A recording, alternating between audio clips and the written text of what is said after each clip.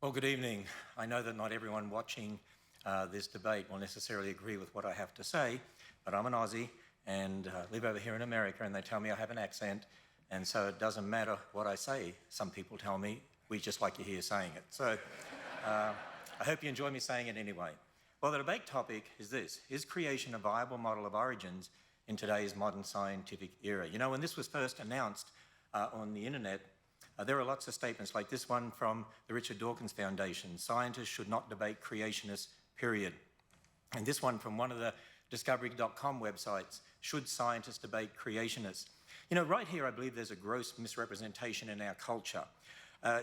We're seeing people in being indoctrinated to believe that creationists can't be scientists. I believe it's all a part of secularists hijacking the word science. I want you to meet a modern-day scientist who is a biblical creationist. My name is Stuart Burgess. I'm a Professor of Engineering Design at Bristol University in the UK. I have published over 130 scientific papers on the science of design in engineering and biological systems. From my research work, I have found that the scientific evidence fully supports creationism as the best explanation to origins. I've also designed major parts of spacecraft launched by ESA and NASA. So here's a biblical creationist who's a scientist who's also an inventor. And I want young people to understand that. You know, the problem, I believe, is this: we need to define terms correctly. We need to define creation, evolution in regard to origins, and we need to define science. And in this opening statement, I want to concentrate on dealing with the word science. I believe the word science has been hijacked by secularists. Now, what is science? Well, the origin of the word comes from the classical Latin scientia, which means to know. And if you look up a dictionary, it'll say science means state of knowing, knowledge. But there's different types of knowledge, and I believe this is where the confusion lies.